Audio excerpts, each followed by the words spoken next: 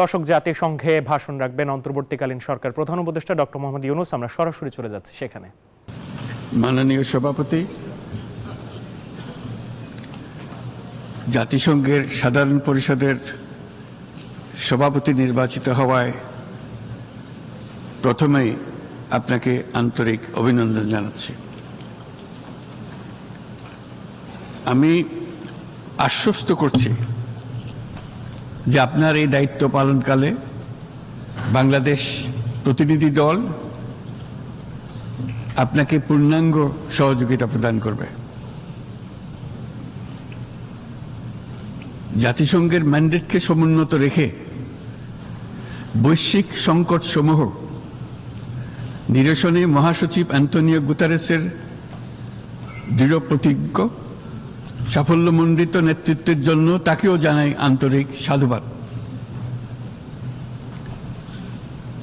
Summit of the future আয়োজনে আমি মহাসচিবের দূরদর্শী ভূমিকার বিশেষ প্রশংসা করছি।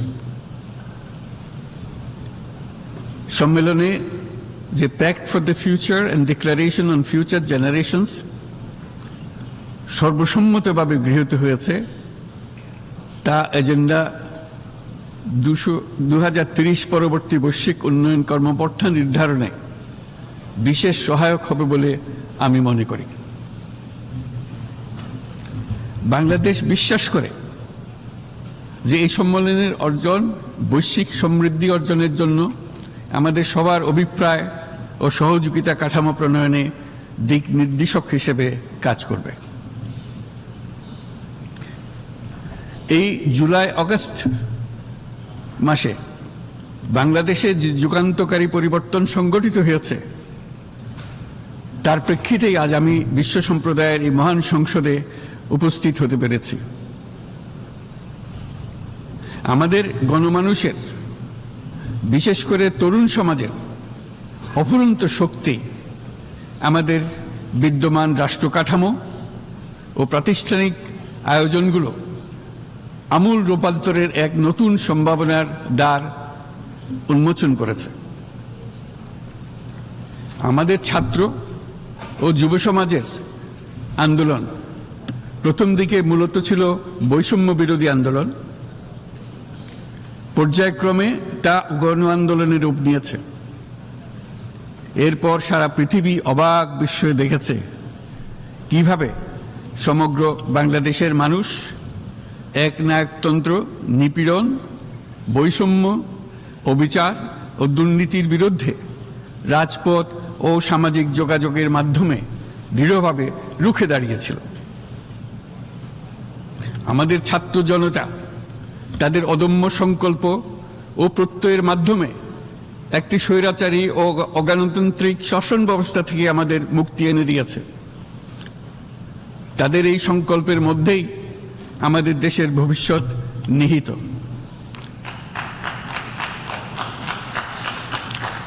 যা এই দেশকে বিশ্ব সম্প্রদায়ের মাঝে একটি দায়িত্বশীল জাতির মর্যাদায় উন্নত করবে বলে আমি বিশ্বাস করি। এই গণ আন্দোলন রাজনৈতিক অধিকার ও উন্নয়নের সুবিধাবঞ্চিত বাংলাদেশের আপামর জনসাধারণকে ঐক্যবদ্ধ করেছে। বাংলাদেশের মানুষ উন্নয়ন কর্মকাণ্ডকে অন্তর্ভুক্তিমূলক অংশীদারিত্ব রূপে দেখতে চেয়েছিল।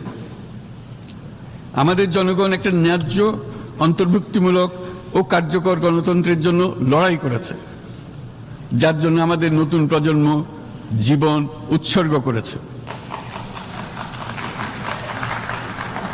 আমাদের এই তরুণীরা যে প্রজ্ঞা, সাহস ও প্রত্যয় দেখিয়েছে, তা আমাদের অভিভূত করেছে, সারা বিশ্ববাসীকে অভিভূত করেছে।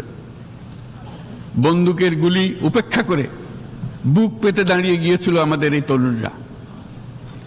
অবৈধ রাষ্ট্র ক্ষমতার বিরুদ্ধে প্রবলভাবে সোচ্চার হয়েছিল আমাদের তরুণ তরুণীরা, স্কুল পড়ুয়া কিশোর কিশোরীরা। তারা নিঃসঙ্গ চিত্তে উৎসর্গ করেছিল তাদের জীবন। শত শত মানুষ চিরতরে হারিয়েছে তাদের দৃষ্টিশক্তি। আমাদের মায়েরা, দিনমজুরীরা ও শহরের অগণিত মানুষ তাদের সন্তানদের কাঁধে কাঁধ মিলিয়ে নেমেছিল রাজপথে। তপ্ত রোদ বৃষ্টি, মৃত্যু ভয়কে তোয়াক্কা না করে তারা সত্য ও ন্যায়সঙ্গত আকাঙ্ক্ষার বিরুদ্ধে দীর্ঘকালব্যাপী রাষ্ট্রযন্ত্রকে পরিচালনা করার অশুভ ষড়যন্ত্রকে পরাভূত করেছিল। জনগণের এই আন্দোলনে আমাদের জানা মতে প্রায় 800-এরও বেশি জীবন আমরা হারিয়েছি স্বৈরাচারী শক্তির হাতে। উদারনীতি, বহুত্ববাদ ও ধর্মনিরপেক্ষতার উপর মানুষের গভীর বিশ্বাস থেকেই বাংলাদেশ রাষ্ট্রের অভ্যুদয় হয়েছিল। 1971 সালে যে মূল্যবোধকে বুকে ধারণ করে আমাদের গণমানুষ যুদ্ধ করেছিল, সেই মূল্যবোধকে বহু বছর পরে আবার জেনারেশন জি, যে প্রজন্ম জি, নতুনভাবে আমাদেরকে দেখতে শিখিয়েছে। এরকমটি আমরা দেখেছিলাম 1952 সালের ভাষা আন্দোলনে, বাংলাকে মাতৃভাষা হিসেবে প্রতিষ্ঠার সময়। বাংলাদেশের এই অভ্যুত্থান আগামী দিনগুলোতে বিশ্বের বিভিন্ন প্রান্তে মানুষকে মুক্তি ও ন্যায় বিচারের পক্ষে দাঁড়াতে প্রেরণা যোগাবে। আমাদের মুক্তি ও গণতান্ত্রিক আকাঙ্ক্ষাকে বাস্তবে রূপ দিতে আমি তাই আজ বিশ্ব সম্প্রদায়কে আমাদের নতুন বাংলাদেশের সঙ্গে সম্পৃক্ত হওয়ার উদাত্ত আহ্বান জানাচ্ছি। মাননীয় সভাপতি, যে রাষ্ট্র কাঠামো দুঃসহ হয়ে গেছে তার পুনর্গঠনের জন্য আমাদের তরুণরা, দেশের আপামর জনসাধারণ একমত হয়ে আমার এবং আমার উপদেষ্টা পরিষদের উপর আস্থা রেখে সরকার পরিচালনার এক মহান দায়িত্ব আমাদের উপর ন্যস্ত করেছে। এই দায়িত্ব গ্রহণের পর আমরা গভীর বিস্ময় ও হতাশার সঙ্গে মুখোমুখিভাবে দেখতে পাচ্ছি কিভাবে সর্বগ্রাসী দুর্নীতি একটি কার্যকর গণতান্ত্রিক ব্যবস্থাকে ধ্বংসস্তূপে পরিণত করেছে, কিভাবে রাষ্ট্রের মূল প্রতিষ্ঠানগুলোকে নির্মমভাবে দলীয়করণের আবর্তে বন্দী করে রাখা হয়েছিল, কিভাবে জনগণের অর্থকে লুটপাট করা হয়েছিল, কিভাবে একটি বিশেষ স্বার্থান্বেষী গোষ্ঠী সমস্ত ব্যবসা বাণিজ্যকে অন্যায়ভাবে নিজেদের হাতে কুক্ষিগত করে দেশের সম্পদ অবাধে বিদেশে পাচার করে দিয়েছে। এক কথায়, কিভাবে প্রত্যেকটি পর্যায়ে ন্যায় ও নীতি ও নৈতিকতা অদৃশ্য হয়ে গিয়েছিল। এরকম এক অবস্থার দেশকে পুনর্গঠন এবং জনগণের কাঙ্ক্ষিত রাষ্ট্র ব্যবস্থা প্রতিষ্ঠিত করার জন্য আমাদের উপর দায়িত্ব প্রদান করা হয়েছে। অতীতের ভুলগুলোকে সংশোধন করে একটা প্রতিযোগিতামূলক ও শক্তিশালী অর্থনীতি এবং ন্যায়ভিত্তিক সমাজ ব্যবস্থা গড়ে তোলাই এই মুহূর্তে আমাদের মূল লক্ষ্য। বর্তমান পরিবর্তিত পরিস্থিতিতে সকল রাজনৈতিক দল এখন স্বাধীনভাবে তাদের মতামত প্রকাশ করতে পারছে। যে সব ব্যক্তি বা প্রতিষ্ঠান রাষ্ট্রীয় কাজ ও সিদ্ধান্ত গ্রহণ করার প্রক্রিয়ায় সম্পৃক্ত, তাদের প্রত্যেকের জবাবদিহিতা নিশ্চিত করাই আমাদের অগ্রাধিকার। আমরা মানুষের মৌলিক অধিকারকে সমুন্নত ও সুরক্ষিত রাখতে দৃঢ় প্রতিজ্ঞ। আমাদের দেশের মানুষ মুক্তভাবে কথা বলবে, ভয়ভীতি ছাড়া সমাবেশ করবে, তাদের পছন্দের ব্যক্তিকে ভোট দিয়ে নির্বাচিত করবে, এটাই জাতির আকাঙ্ক্ষা এবং এটাই আমাদের লক্ষ্য। বিচার বিভাগের স্বাধীনতা সংরক্ষণ ও সাইবার ডোমেইন সহ গণমাধ্যমের স্বাধীনতা সুসংহতকরণে আমরা প্রতিজ্ঞাবদ্ধ। আমাদের একজন কৃষক বা একজন শ্রমিকের সন্তানও যেন সমাজের সর্বোচ্চ শিখরে পৌঁছতে পারে, সেই লক্ষ্যে বিশালকার অবকাঠামো নির্মাণের বদলে স্বাস্থ্য ও শিক্ষা খাতে বরাদ্দ বৃদ্ধির আমরা গুরুত্ব আরোপ করছি।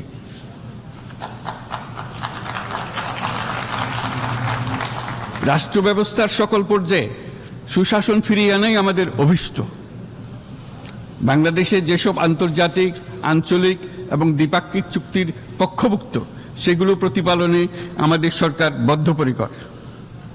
জাতিসংঘ সহ বহুপাক্ষিক বিশ্ব কাঠামোতে বাংলাদেশের সক্রিয় অংশগ্রহণ ও অবদান অব্যাহত থাকবে। পারস্পরিক শ্রদ্ধাবোধ, মর্যাদা ও স্বার্থরক্ষণের ভিত্তিতে বাংলাদেশ বিশ্বের সকল রাষ্ট্রের সাথে বন্ধুত্বপূর্ণ সম্পর্ক বজায় রাখবে। মাননীয় সভাপতি, গত 7 সপ্তাহের মধ্যে আমাদের সরকার বিভিন্ন গুরুত্বপূর্ণ পদক্ষেপ গ্রহণ করেছে। আমাদের অনুরোধে সাড়া দিয়ে জাতিসংঘের মানবাধিকার বিষয়ক হাই কমিশনার বাংলাদেশের গণ আন্দোলনকালে সংগঠিত মানবাধিকার লঙ্ঘনের বিষয়ে বিস্তৃত অনুসন্ধান এবং এইসব বিষয়ে ঘটনার পুনরাবৃত্তি রোধে পরামর্শ প্রদানের জন্য একটা ফ্যাক্ট ফাইন্ডিং কমিশন গঠন এবং তার কাজ শুরু করার জন্য দ্রুত বাংলাদেশে পাঠিয়ে দিয়েছে। আমি তাকে বাংলাদেশের পক্ষ থেকে অশেষ ধন্যবাদ জানাচ্ছি। দায়িত্বভার গ্রহণের 2 সপ্তাহের মধ্যে আমরা গুম প্রতিরোধে যে আন্তর্জাতিক কনভেনশন রয়েছে তাতে যোগদান করেছি।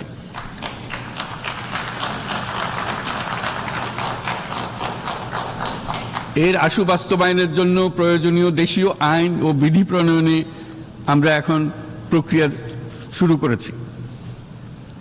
বাংলাদেশে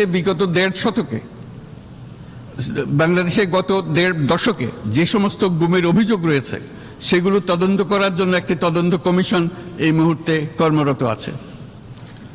মানুষের আস্থা আত্মবিশ্বাস ফিরিয়ে আনতে এবং নির্মম অতীত যেন আর ফিরে না আসে কোনোদিন, সেই জন্য আমরা কিছু সুনির্দিষ্ট খাতে সংস্কারকে অগ্রাধিকার দিয়েছি।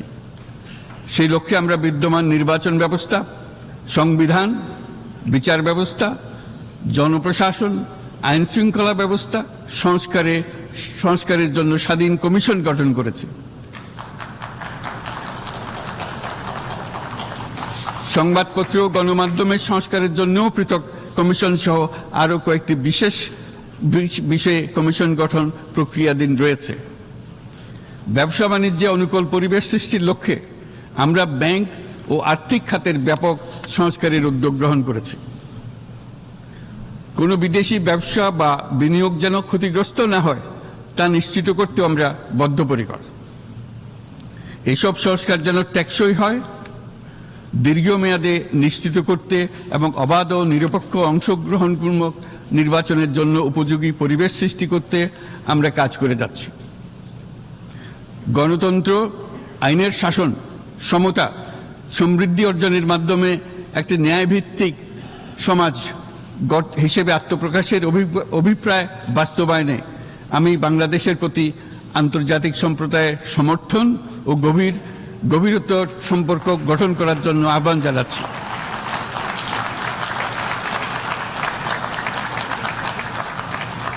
মাননীয় সভাপতি, বাংলাদেশ মনে করে যে শান্তি রক্ষা ও সংঘাত মোকাবেলা জনগণের সমৃদ্ধি নিশ্চিত করার মূল চালিকা শক্তি। সাম্প্রতিক বিপ্লবকালে আমাদের ইতিহাসের সবচেয়ে কঠিনতম সময়ে জনগণের মুক্তির আকাঙ্ক্ষা পূরণে তাদের পাশে দৃঢ়ভাবে দাঁড়িয়ে আমাদের সাহসী সশস্ত্র বাহিনী সমূহ আরও একবার শান্তির প্রতি তাদের অঙ্গীকার প্রমাণ করেছে।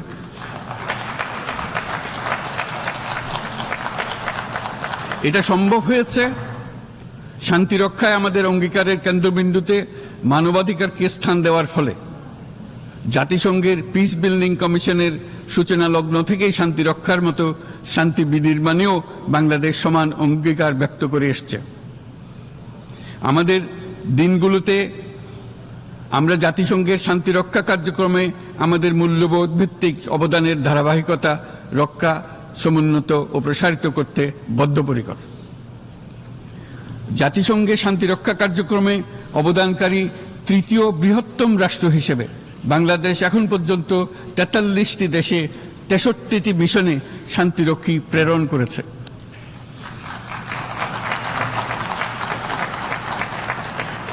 বসনিয়া থেকে শুরু করে কঙ্গো পর্যন্ত বিশ্বের বিভিন্ন প্রান্তে এসব মিশনে দায়িত্ব পালনকালে 168 জন বাংলাদেশি শান্তিরক্ষী নিজেদের জীবন বিসর্জন দিয়েছে। আমরা আশা করি যে কোনো অবস্থায় নানা প্রতিকূলতা সত্ত্বেও জাতিসংঘের ভবিষ্যৎ শান্তিরক্ষী কার্যক্রমগুলোতে বাংলাদেশের প্রতিরক্ষা বাহিনীর সদস্যরা একইভাবে অবদান রাখার সুযোগ পাবে।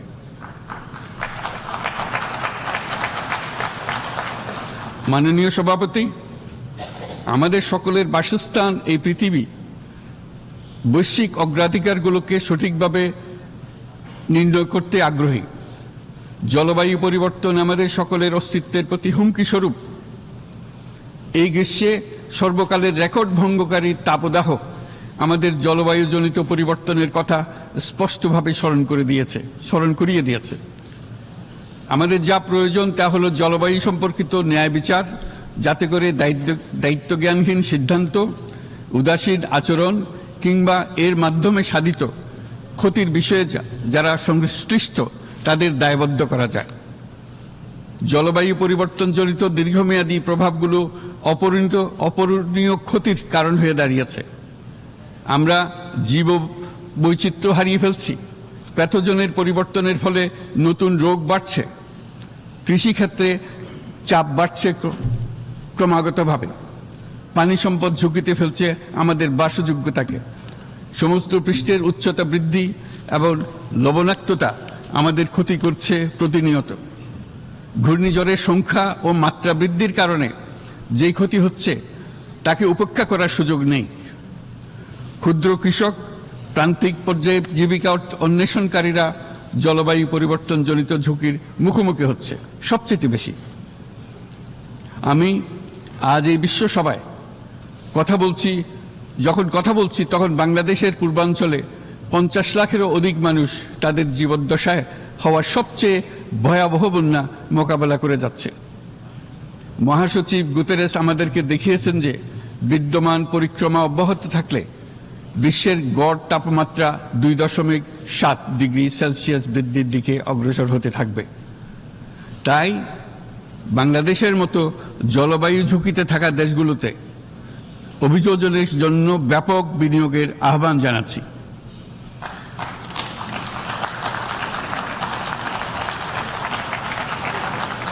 এছাড়াও উদ্ভাবনী শক্তির প্রয়োগ, অতিরিক্ত অর্থায়নের মাধ্যমে লস অ্যান্ড ড্যামেজ ফান্ডকে কার্যকর করা আমাদের জন্য অত্যন্ত গুরুত্বপূর্ণ।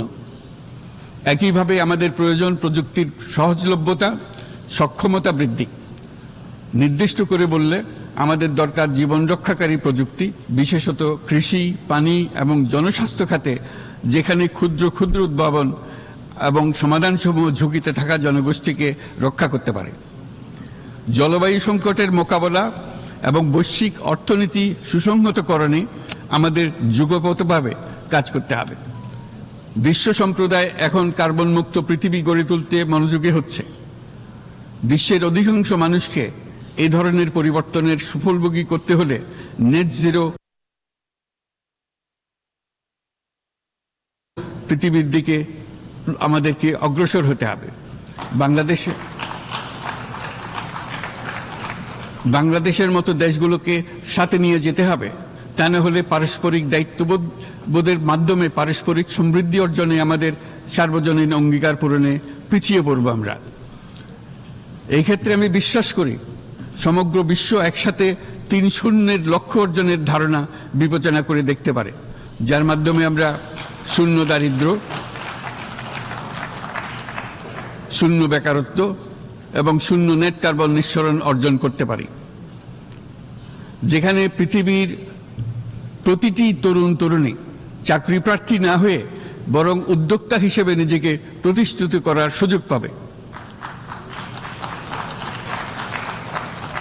তারা যেন এই সম্পদের সীমাবদ্ধতা সত্ত্বেও নিজ নিজ সৃজনশীলতার বিকাশ করতে পারে, যেখানে একটি ব্যবসায়িক উদ্যোগ সামাজিক সুফল, অর্থনৈতিক মুনাফা এবং প্রকৃতির প্রতি দায়িত্বশীলতার মধ্যে একটি চমৎকার ভারসাম্য আনতে পারে, যেখানে সামাজিক ব্যবসার মাধ্যমে যে কোনো ব্যক্তি ভোগবাদী জীবনধারা থেকে উত্তরণ করে সামাজিক ও অর্থনৈতিক পরিবর্তনের সৃজনশীল শক্তি হিসেবে নিজেকে প্রতিষ্ঠিত করতে পারে।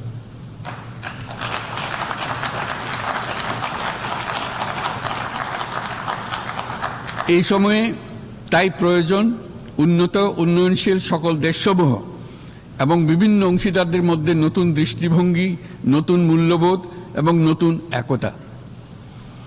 সামগ্রিকভাবে এই লক্ষ্য অর্জনে জাতিসংঘ ব্যবস্থা, জাতীয় আঞ্চলিক পর্যায়ে সরকারসমূহ, সকল ব্যবসা প্রতিষ্ঠান, বেসরকারি অংশীজন এবং দাতব্য সংস্থাগুলোকে একসঙ্গে কাজ করতে হবে।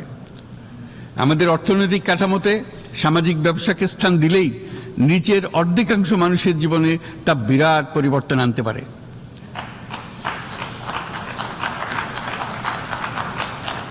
এই পদক্ষেপ একই সঙ্গে জলবায়ুর ধ্বংসাত্মক গতিকে সফলভাবে রোধ করতে পারে এবং বাজার ব্যবস্থার মাধ্যমেই এই মীমাংসা হতে পারে। এ বিষয়ে আমি মহাসচিব গুতেরেসের বিশেষ দৃষ্টি আকর্ষণ করছি। মাননীয় সভাপতি, বহুমুখী সংকটে জর্জরিত বর্তমান বিশ্বে যুদ্ধ এবং সংঘাতের ফলে ব্যাপক ভিত্তিতে মানুষের অধিকার খর্ব হচ্ছে। বিশ্ববাসীর উদ্বেগ এবং নিন্দা সত্ত্বেও গাজায় গণহত্যা থামছে না।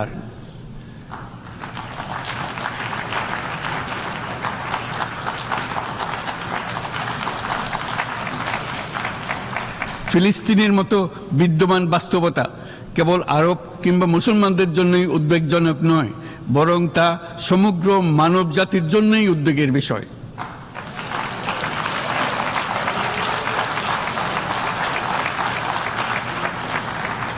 একজন মানুষ হিসেবে প্রত্যেক ফিলিস্তিনির জীবন অমূল্য।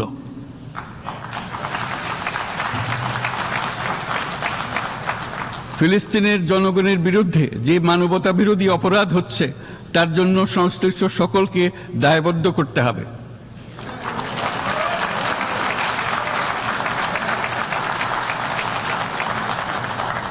ফিলিস্তিনের জনগণের উপর চলমান নৃশংসতা, বিশেষত নারী এবং শিশুদের সাথে প্রতিনিয়ত যে নিষ্ঠুরতা বিশ্ব দেখাচ্ছে, তা থেকে নিস্তারের জন্য বাংলাদেশ অনতিবিলম্বে সম্পূর্ণ যুদ্ধবিরতির আহ্বান জানাচ্ছে।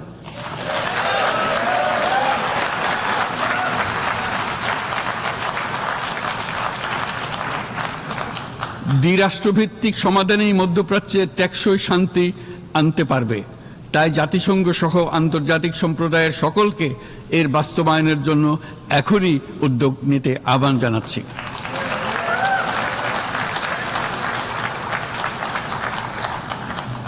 গত 2.5 বছর ধরে ইউক্রেনে চলমান যুদ্ধে বহু মানুষ প্রাণ হারিয়েছে। এই যুদ্ধের প্রভাব সর্বব্যাপী, এমনকি বাংলাদেশের অর্থনীতিতেও এর নেতিবাচক প্রভাব আমরা অনুভব করছি। আমরা তাই উভয় পক্ষকে সংলাপে বসে বিরোধ নিরসনের মাধ্যমে যুদ্ধের অবসান ঘটানোর আহ্বান জানাচ্ছি। মাননীয় সভাপতি, বাংলাদেশ গত 7 বছর যাবৎ মিয়ানমার হতে আগত 12 লাখেরও বেশি রোহিঙ্গাদের মানবিক কারণে আশ্রয় দিয়ে আসছে।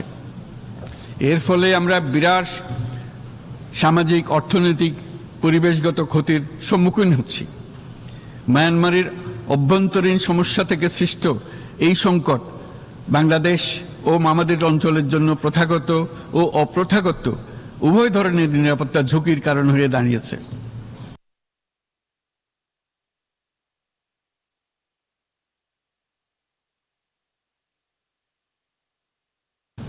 মিয়ানমার থেকে বাংলাদেশে বলপূর্বক বাস্তুচ্যুত রোহিঙ্গাদের সহায়তা করতে আমরা অঙ্গীকারবদ্ধ।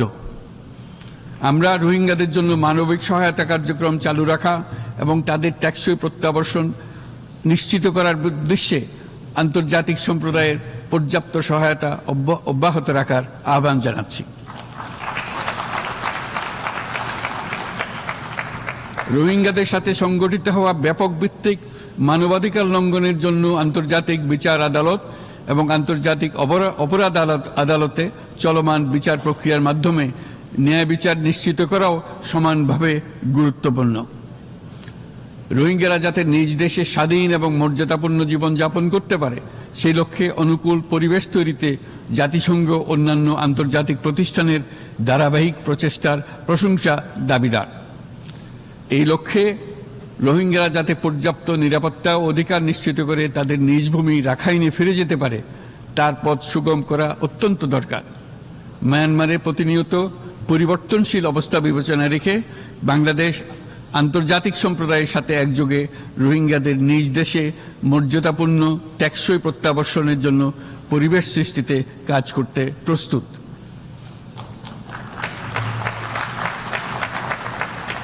মাননীয় সভাপতি, রাজনৈতিক মুক্তি এবং সামাজিক অর্থনৈতিক জাগরণ ব্যতীত শান্তি ও নিরাপত্তা নিশ্চিতে সাফল্য অর্জন করা সম্ভব নয়। প্রায় 1 দশক পূর্বে বিশ্ব সম্প্রদায় সর্বসম্মতক্রমে এজেন্ডা 2030 প্রণয়ন করেছিল। আমরা সবাই আমাদের সামষ্টিক আকাঙ্ক্ষা ও বিশ্বাস অর্পণ করেছি এই সার্বজনীন টেকসই উন্নয়ন অভিষ্টগুলো অর্জনে। সার্বিকভাবে মাত্র 17% ও কম লক্ষ্যমাত্রা অর্জন হয়েছে। স্পষ্টতই এই ক্ষেত্রে অনেক উন্নয়নশীল রাষ্ট্র আরও পিছিয়ে আছে। উন্নয়নশীল দেশগুলোকে এসডিজি অর্থায়নের বছরে প্রায় 2.5 থেকে 4 ট্রিলিয়ন মার্কিন ডলারের সমান ঘাটতি মোকাবেলা করতে হচ্ছে। উন্নয়নশীল বিশ্বের ঋণের বোঝা, ক্ষয়িষ্ণু আর্থিক সক্ষমতা এবং জলবায়ু পরিবর্তনের ক্ষতিকর প্রভাবের কারণে বাংলাদেশের মতো দেশগুলিতে বেশি ঝুঁকিতে রয়েছে। আমরা আশা করি উন্নয়নের জন্য অর্থায়ন সংক্রান্ত 4র্থ আন্তর্জাতিক সম্মেলনে এই ধরনের জটিল এবং কাঠামোগত সমস্যাগুলোর দিকে নজর দেওয়া হবে। বহুপাক্ষিক আর্থিক প্রতিষ্ঠানগুলোকে এমন অভিন্ন লক্ষ্যে নিয়ে যাওয়ার কাজ করতে হবে যাতে সকল রাষ্ট্র সমানভাবে সম্পদ ও সুযোগের ব্যবহার করতে পারে। তারা নিজেদের কর্মসূচিতে সামাজিক ব্যবসাকে গুরুত্বপূর্ণ ভূমিকা দিতে পারে, যাতে নিম্ন আয়ের দেশগুলোর বাস্তবতাকে বিশেষভাবে মোকাবেলা করা যায়, যা ব্যবসায়ী উদ্যোগ এবং ব্যক্তির সৃজনশীলতাকে উদ্বুদ্ধ করে, যা বঞ্চিত জনগোষ্ঠীকে বিশালভাবে সহায়তা করে। এই ক্ষেত্রে অবৈধ অর্থের প্রবাহ এবং উন্নয়নশীল দেশগুলো থেকে সম্পদ পাচার বন্ধ করা অত্যন্ত আবশ্যক। উন্নয়নশীল দেশগুলো থেকে পাচার হয়ে যাওয়া সম্পদ ফেরত আনার জন্য আন্তর্জাতিক সহযোগিতা জোরদার করতে হবে। আমরা আশা করি কর ফাঁকি রোধে আন্তর্জাতিক কর কনভেনশন অতি শীঘ্রই গৃহীত হবে। মাননীয় সভাপতি, আমরা যে নিবিড়ভাবে সংযুক্ত বিশ্বে বসবাস করছি, সেখানে অভিবাসন এবং মানুষের অবাধ প্রবাহ এক অলঙ্ঘনীয় বাস্তবতা। বাংলাদেশি নাগরিকরা প্রতিনিয়ত বিভিন্ন দেশে অভিবাসী হিসেবে যাচ্ছেন। তারা বিভিন্ন দেশে তাদের কর্মসংস্থানের সন্ধানে আছেন। বিশ্বের বিভিন্ন প্রান্তে এই মুহূর্তে প্রায় 1.5 কোটি প্রবাসী বাংলাদেশি আছেন। সকলের জন্য অভিবাসনের উপযোগিতা নিশ্চিত করতে বিশ্ব সমাজকে নিরাপদ, সুশৃঙ্খল এবং নিয়মিত মর্যাদাপূর্ণ অভিবাসনের পথ সুগম করতে হবে। আন্তর্জাতিক সম্প্রদায়কে অভিবাসীদের মানবাধিকার এবং তাদের প্রতি মানবিক আচরণ নিশ্চিত করতে হবে।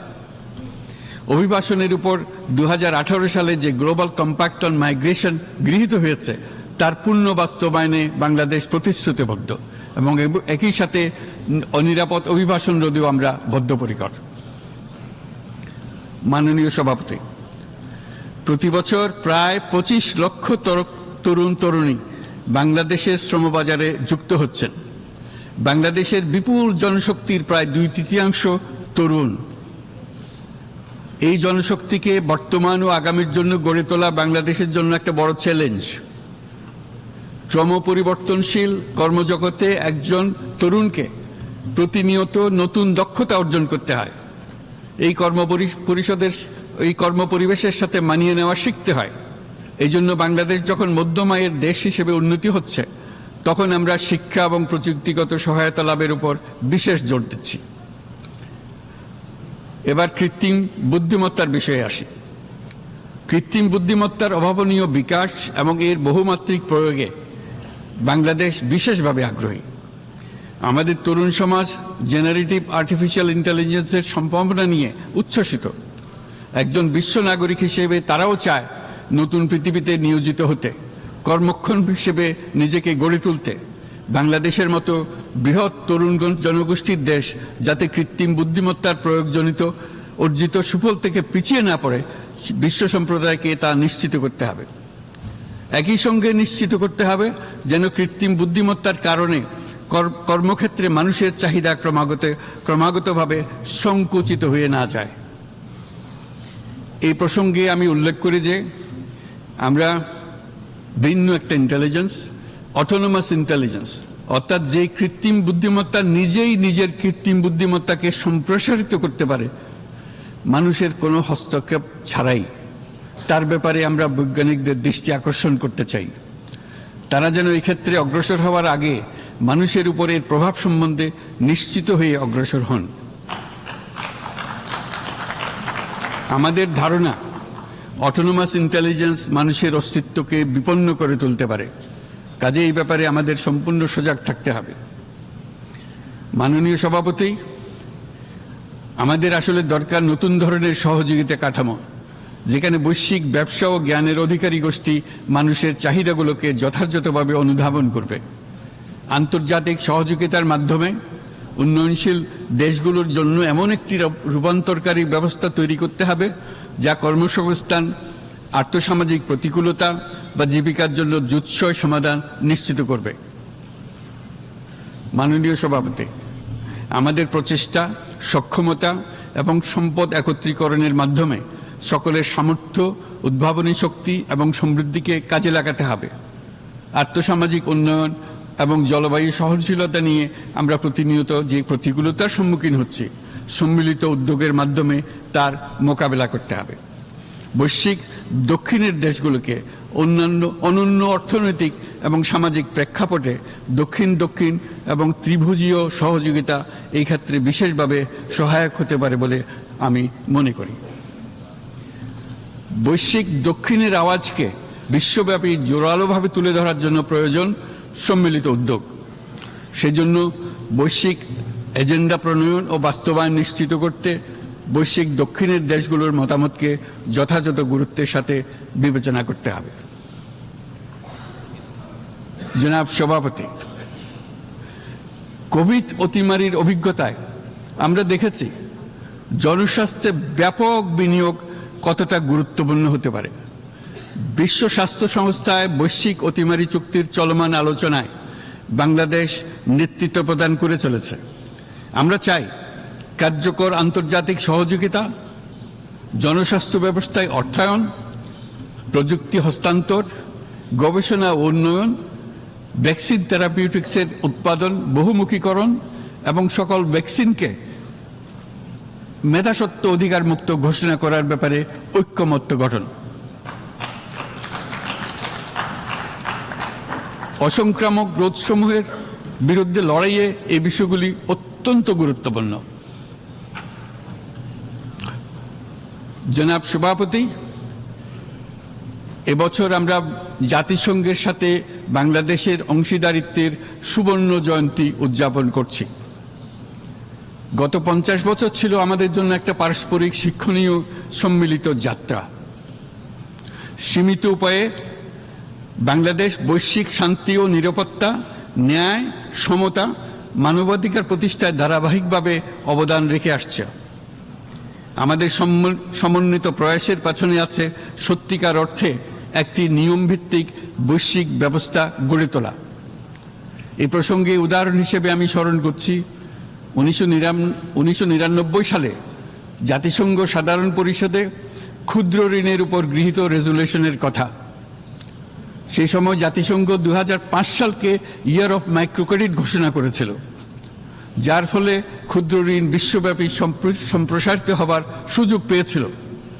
একই সময়ে বাংলাদেশের উদ্যোগে গঠিত হয়েছিল ফ্রেন্ডস অব মাইক্রোক্রেডিট।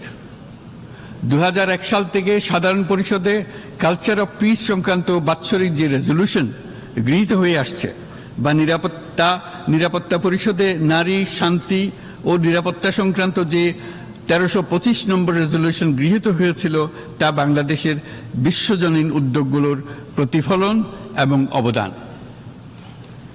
মাননীয় সভাপতি, আজ এই মহান বিশ্বসভায় বিশ্ব নেতৃবৃন্দের উপস্থিতিতে প্রতিধ্বনিত হচ্ছে শান্তি, নিরাপত্তা, ন্যায় বিচার প্রতিষ্ঠা এবং সম্পদের সুষম বন্টনের মাধ্যমে সকলের অন্তর্ভুক্তি নিশ্চিত করার আহ্বান। সদস্য রাষ্ট্র হিসেবে আমাদের প্রত্যেককে আজ গভীরভাবে অনুধাবন করতে হবে কিভাবে আমরা নারী, পুরুষ সকলের জন্য ও আগামীর দিনগুলোতে উদ্যোক্তা হবার সমান সুযোগ সৃষ্টি এবং তাদের ক্ষমতায়ন নিশ্চিত করতে পারি।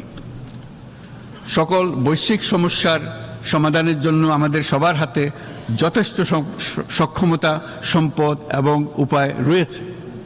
আসুন আমরা জাতীয় বা আন্তর্জাতিক যেসব প্রতিশ্রুতি দিয়েছি তা বাস্তবায়ন করি এবং অর্থনৈতিক ক্ষেত্রে সামাজিক ব্যবসার ধারণা প্রতিষ্ঠিত করে সকল প্রকার বৈষম্য ও অসমতার অবসানে ঐক্যবদ্ধভাবে আমরা কাজ করি। বাংলাদেশের তরুণরা প্রমাণ করেছে যে মানুষের স্বাধীনতা, মর্যাদা ও অধিকার সমুন্নত রাখার অভিপ্রায় কোনো উচ্চাভিলাষ নয়, বরং এটা সকলের নিশ্চিত প্রাপ্য।